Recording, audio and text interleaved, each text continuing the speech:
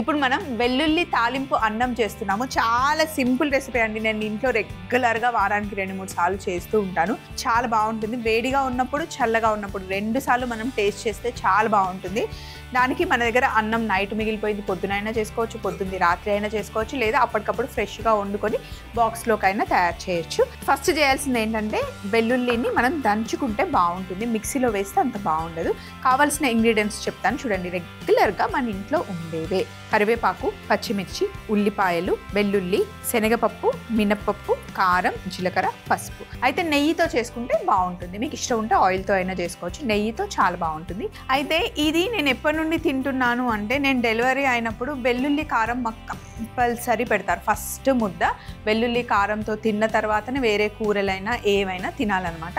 First 3 days అయితే అసలు కూరలు ఏం పెట్టరు. ఓన్లీ వెల్లుల్లి కారం అన్నం. కావాలంటే నెయ్యి ఎంతైనా వేసుకోవచ్చు. వెల్లుల్లి కారం అయితే ఖచ్చితంగా తినాలి. దానివల్ల పిల్లలకి పాలు మంచిగా వస్తాయి. అంతేకాకుండా ఒకవేళ ఆపరేషన్ అయినా, నార్మల్ డెలివరీ అయినా కుట్లు ఉంటాయి కదా, అవి తొందరగా ఆరిపోతాయి అని చెప్పేసి పెడుతూ ఉంటారనమాట. ఇంకా ఒంట్లో బాగా వేడి చేసే వస్తువులే డెలివరీ అయ్యాక పెడతారు. చల్లవే అస్సలు పెట్టరు, జలుబు చేస్తుంది అని చెప్పేసి.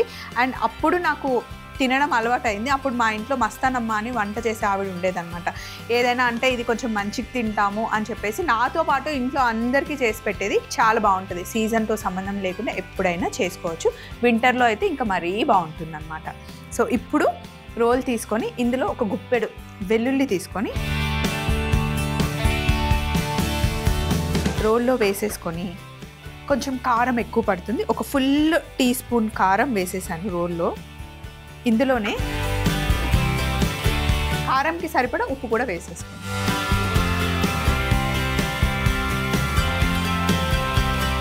వేసి దీన్ని మంచిగా దంచాలి.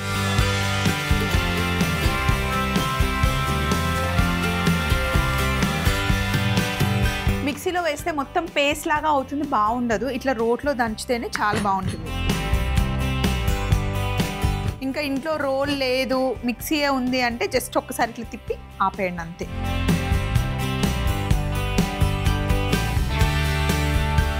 జస్ట్ కచ్చా పచ్చాగా ఇలా వెల్లుల్లి ఒక దాంట్లో ఒక 2-3 ముక్కలు అయితే సరిపోతుంది. ఇది ఫస్ట్ స్టెప్ అయిపోయింది. ఇప్పుడు పొయ్యి మీద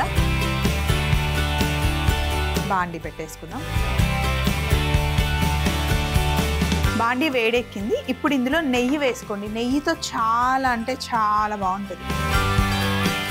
2-3 స్పూన్లు మనం తీసుకునే అన్నంకి సరిపడా వేసుకోండి.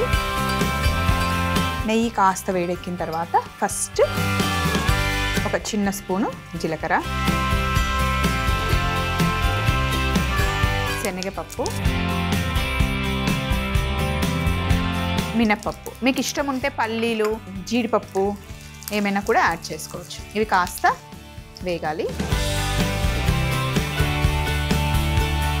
వేగిన తర్వాత ఉల్లిపాయలు పెద్ద పెద్దగా కట్ చేసి ఇలా ముక్కలు వేసుకోండి. మధ్య మధ్యలో చాలా బాగుంటాయి. ఎక్కువ వేగనివ్వద్దు, అలా కచ్చా పచ్చాగా ఉంటేనే బాగుంటాయి. ఉల్లిపాయలు అండ్ పచ్చిమిర్చి కూడా మధ్య మధ్యలో కచ్చా పచ్చాగా ఉంటేనే బాగుంటాయి.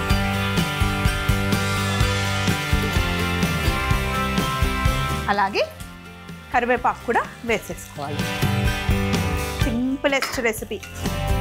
పప్పులు మటుకి మంచిగా వేగాలి. పచ్చిగా ఉన్న బాగుండదు, కొంచెం ఎక్కువ వేగినా బాగుండదు. కొంతమందికి పల్లీలు వేసుకుంటే ఇష్టం కదా తాలింపు అన్నంలో, మీరు యాడ్ చేసుకోవచ్చు. నేనైతే రెగ్యులర్గా ఇంట్లో ఏం పల్లీలు వేయను, అప్పుడప్పుడు జీడిపప్పు యాడ్ చేస్తా. బ్యాచిలర్స్ కూడా ఇంట్లో హ్యాపీగా చేసేసుకోవచ్చండి. బ్యాచిలర్స్ కూడా ఇలా చిన్న రోల్ ఒకటి తెచ్చిపెట్టుకుంటే చాలా రెసిపీస్ చెప్తాను నేను. ఇప్పుడు కాస్త పసుపు వేసుకోవాలి.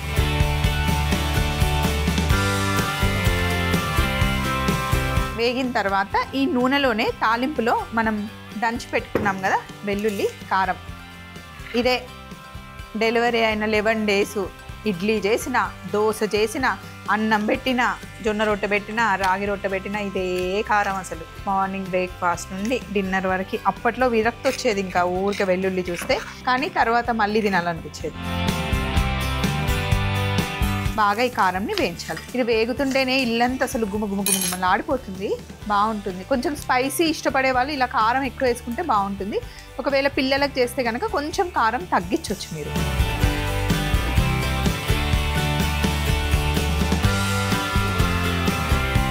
తాలింపులో వెల్లుల్లి కారం మంచిగా వేయించిన తర్వాత ఇప్పుడు మనం అన్నం వేసుకోవాలి. ఇలాంటి తాలింపు అన్నాలు చేసుకునేటప్పుడు మనం ఆవకాయకి వాడతాం కదా కారం, కలర్ బాగుంటుంది. అండ్ ఎక్కువ కారం ఉండనివి తెచ్చుకుంటే కనుక చూడడానికి చాలా బాగా వస్తుంది. రైస్ వేసేసి చల్ల అన్నం వేసాం కదా, మళ్ళీ మంచిగా రైస్ అంతా వేడైపోవాలి తాలింపులో.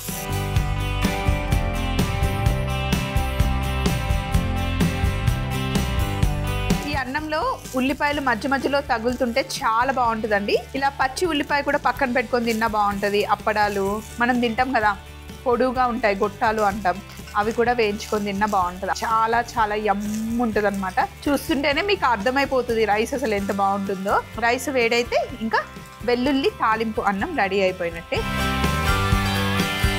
అసలు మా కిచెన్ మొత్తం ఇట్లా ఫుల్ గుమగుమలాడిపోతుంది. అందరం వెయిట్ చేస్తున్నాం ఎప్పుడు తినాలా అని. అంత బాగుంటుంది రైస్ అయితే. సింపుల్గా చేసుకునే రైసే, బట్ టేస్టీగా ఉంటుంది అనమాట. నెయ్యితో తాలింపు చేస్తేనే చాలా బాగుంటుంది. సో ఇప్పుడు ప్లేట్లోకి తీసుకుంటాం. మళ్ళీ రైస్ ఇంత మంచిగా వేడి అయిపోవాలన్నమాట.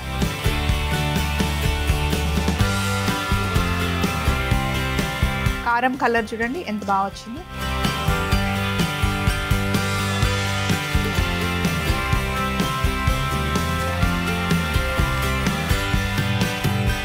ఇది సోనా మసూరి రైస్తో చేస్తేనే బాగుంటుంది. మళ్ళీ బాస్మతి రైస్ అంటే ఫ్లేవర్ వేరైపోతుంది. రెగ్యులర్ రైస్తోనే చేయండి, బాగుంటుంది. వేడిగా ఉన్నప్పుడు బాగుంటుంది, చల్లగా అయిన తర్వాత కూడా చాలా టేస్టీగా ఉంటుంది. అందుకే లంచ్ బాక్స్ రెసిపీ అన్నాను. ఇదిగో పక్కన ఉల్లిపాయలు పెడుతున్నాను.